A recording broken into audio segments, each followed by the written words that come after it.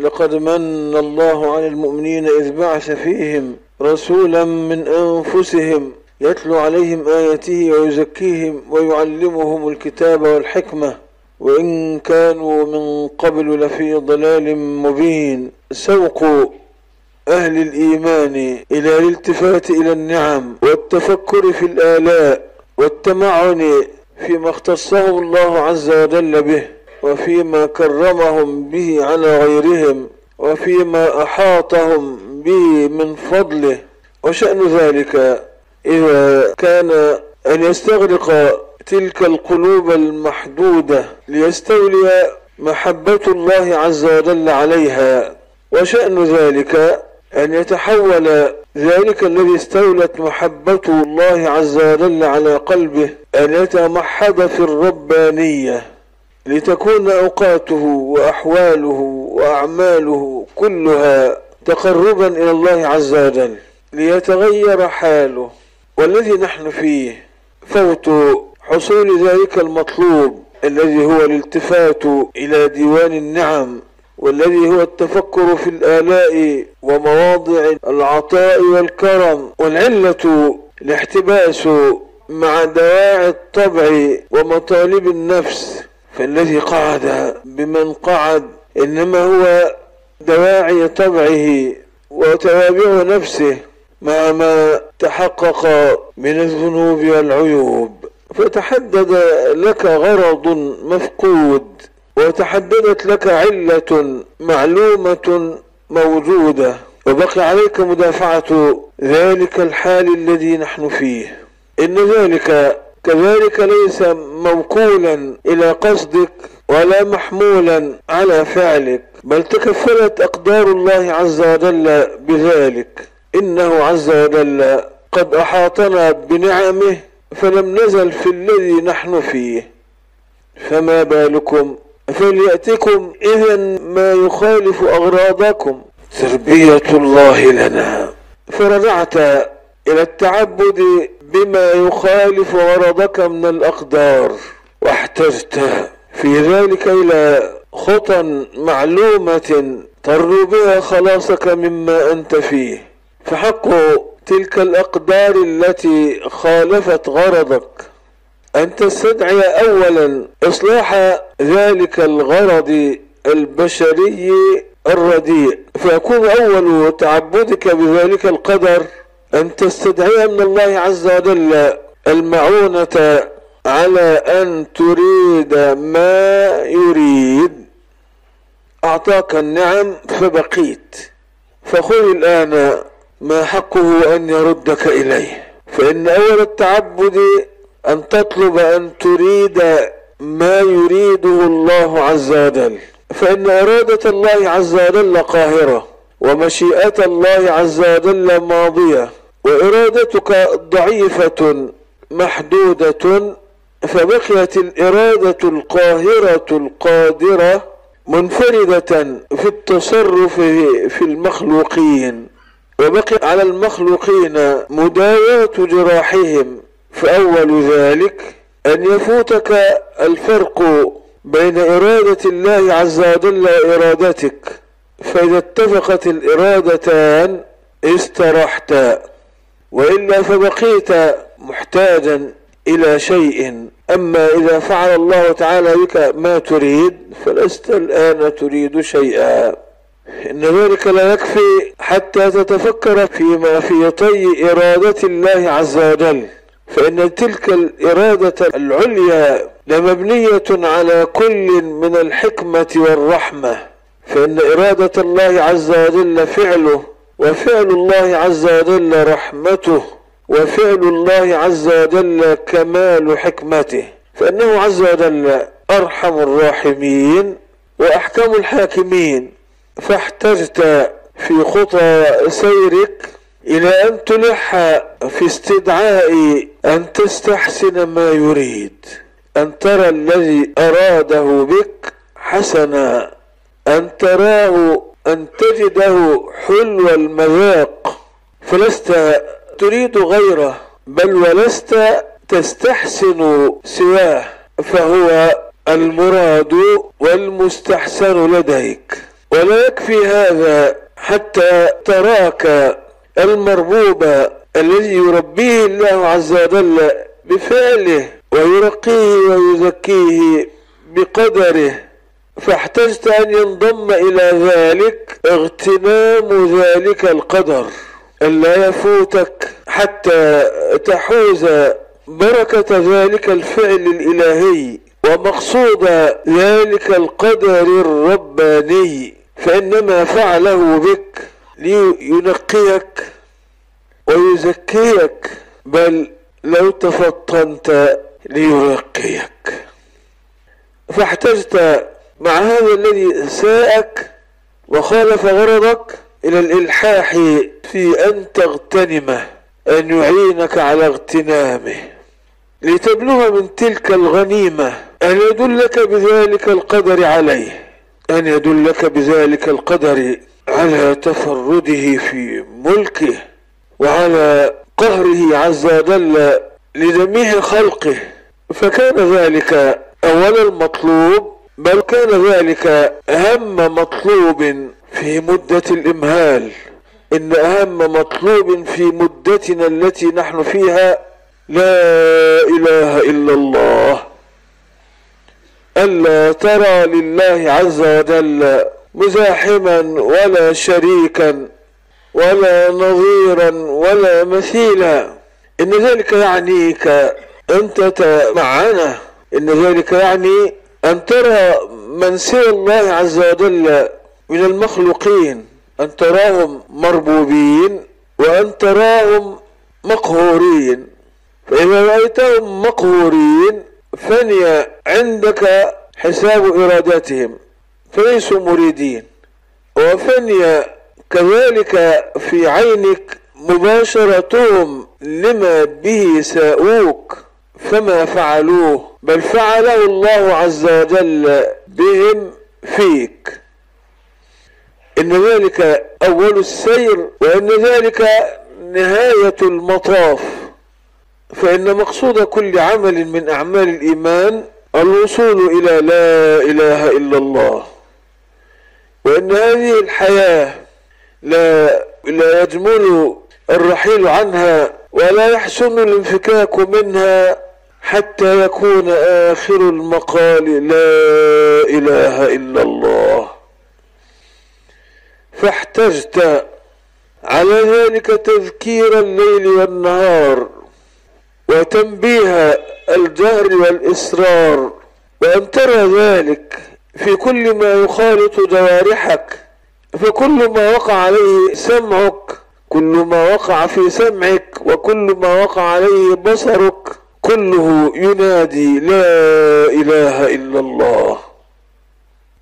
فذلك أول الغنيمة، أن يدلك الله بذلك الذي ساءك أو خالف غرضك، أن يدلك بذلك عليه، على قهره عز وجل وعلى تفرده في تدبير ملكه وعلى نفي الشريك والمزاحم والمنازع له. فإذا بلغت ذلك من نفسك تفكرت، فإذا الذي فيك ليس هو ظلم الآخرين ولا سوء فعلهم، فإذا كان ظلمهم فظلمهم على أنفسهم، إنهم لمثلك مساكين.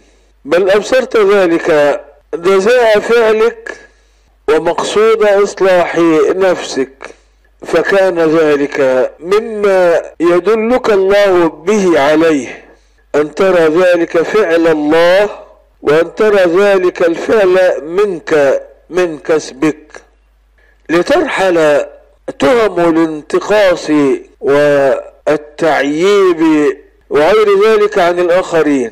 فليس ذلك من نقص فلان أو من حقده ولا من حسده ولا من مكره ولا من ظلمه، بل ذلك الذي أصابني مني.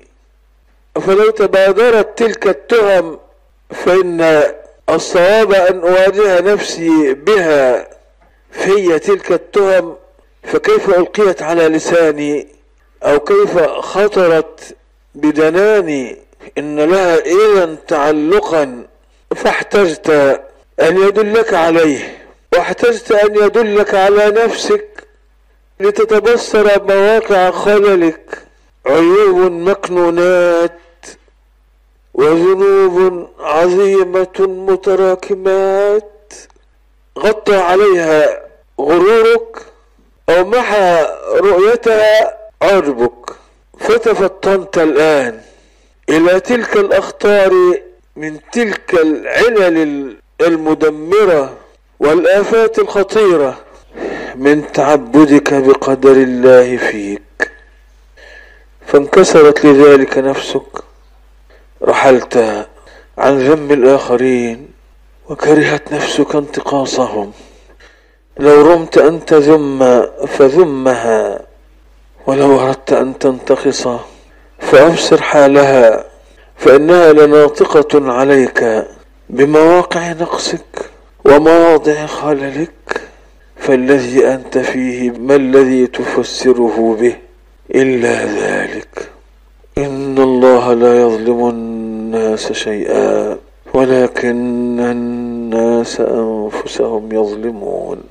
فكان من بين ذلك المراد من الغنيمة أن تنكسر لذلك نفسك، وأن تذل لعظمة الله كبرياء قلبك، وأن يفتضح ذلك الذي تخبأ فيك من غرورك وعجبك، وأنهما غطيا عليك الحقائق وحال بينك وبين رؤية الأمور على أصلها، فأحرزت الآن غنيمة ذلك القدر أن يدلك عليه، على بره وإحسانه، وأن يدلك عليك على ذنبك وعيبك وعلى رداءتك وسوءك.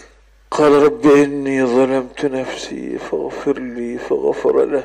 ربنا ظلمنا أنفسنا وإن لم تغفر لنا وترحمنا لنكونن من الخاسرين.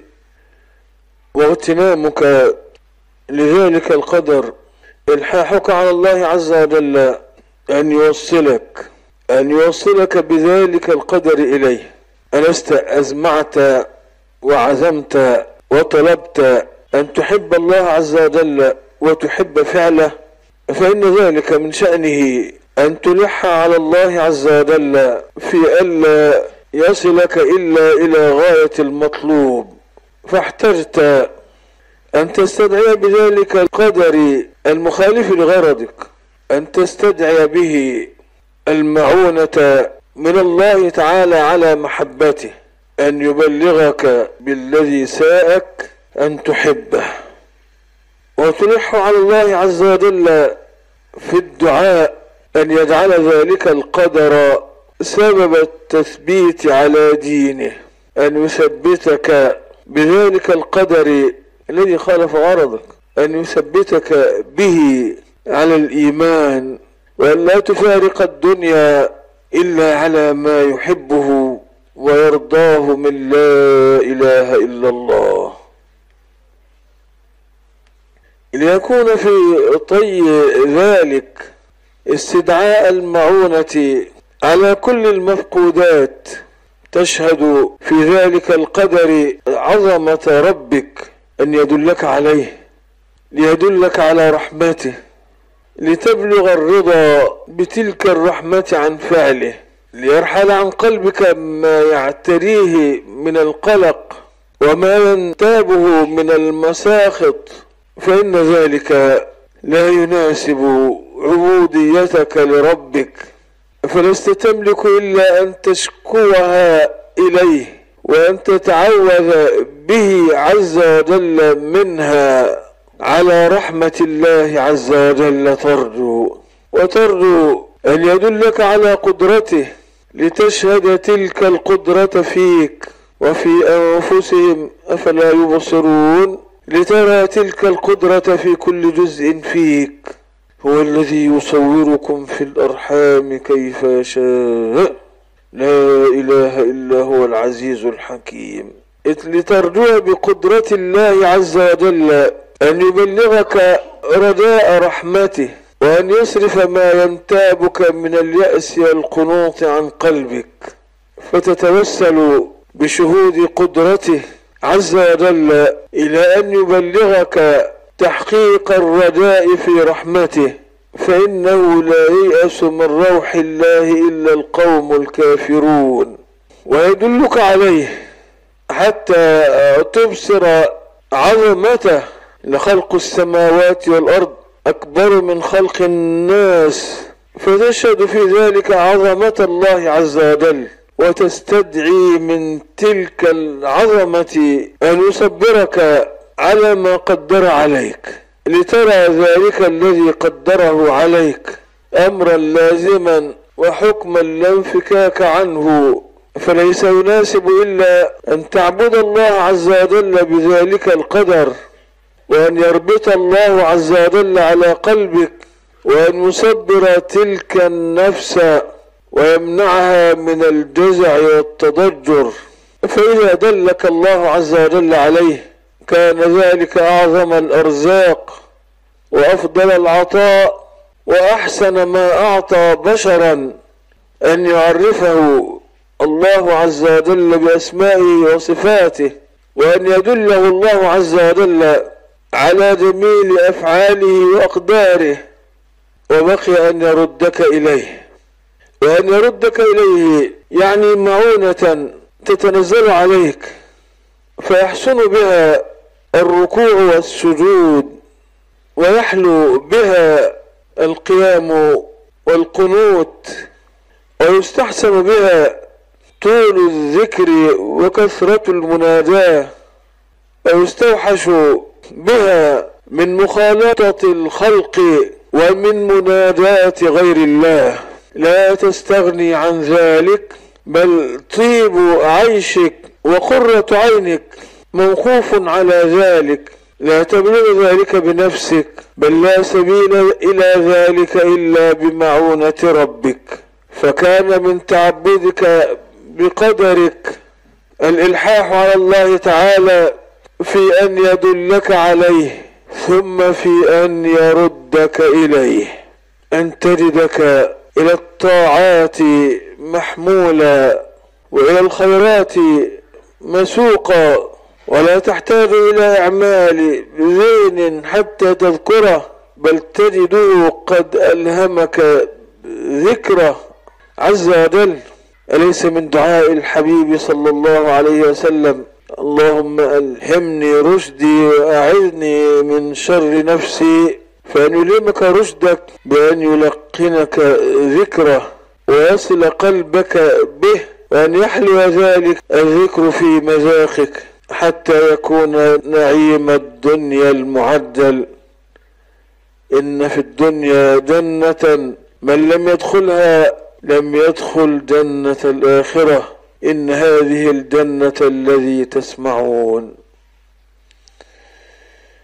وقفت الآن على ألا يفوت تعبدك بقدرك، وأن تعتني بذلك الذي ساءك وخالف غرضك، وأن تلتفت كل حين إلى ديوان نعم الله عز وجل عليك، فإذا بلغت محبة الله فقد طوى عنك مسافة السير وأوصلك إلى المراد من غير عناء، وإلا فقد بقيت مع ما يخالف أغراضك الذميمة وإرادتك الضعيفة، بقيت في التعبد إلى الله عز وجل بذلك الذي قضاه.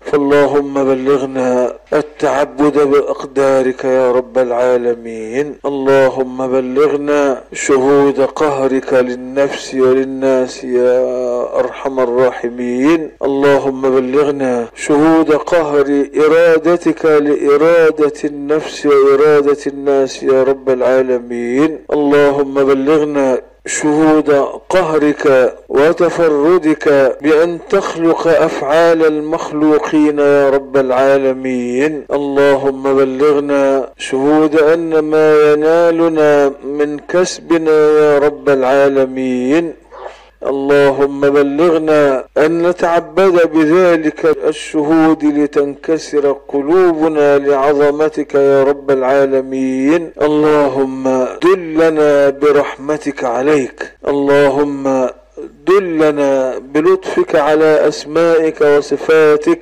اللهم بصرنا بجميل أفعالك وأقدارك يا رب العالمين. اللهم بلطفك ردنا إليك، اللهم بلغنا قوة نقدر بها على الطاعات وأنسا بك ترحل معه الأحزان والأسقام يا رب الأرض والسماوات. اللهم بلغنا معونة على ذكرك ودواما لوصل القلوب بك واستحواذ محبتك على قلوبنا يا رب العالمين. اللهم وفرج كرب المكروبين، اللهم فك أسر المظلومين. رب انصرنا على القوم المفسدين، اللهم طهر الأزهر من المفسدين. اللهم عليك بأعداء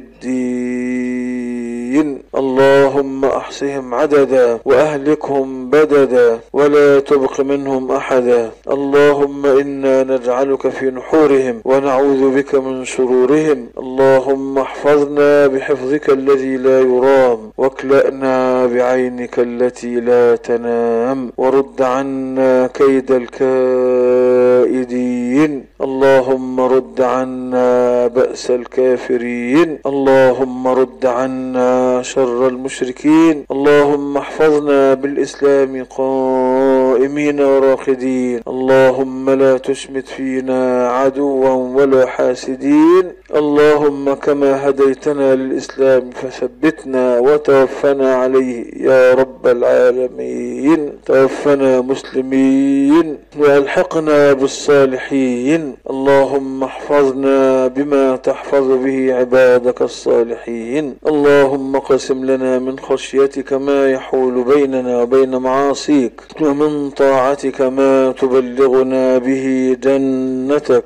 ومن اليقين ما تهون به علينا مصائب الدنيا، ومتعنا بأسماعنا وأبصارنا وقوتنا ما أحييتنا، واجعله الوارث منا، واجعل ثأرنا على من ظلمنا، وانصرنا على من عادانا، ولا تجعل مصيبتنا في ديننا، ولا تجعل الدنيا أكبر همنا ولا مبلغ علمنا، ولا تسلط علينا من لا يرحمنا. ربنا اغفر لنا ذنوبنا وإسرافنا في أمرنا، وثبت أقدامنا، وانصرنا على القوم الكافرين. ربنا اغفر لنا ولإخواننا الذين سبقونا بالإيمان، ولا تجعل في قلوبنا غلا للذين آمنوا. ربنا إنك رؤوف رحيم.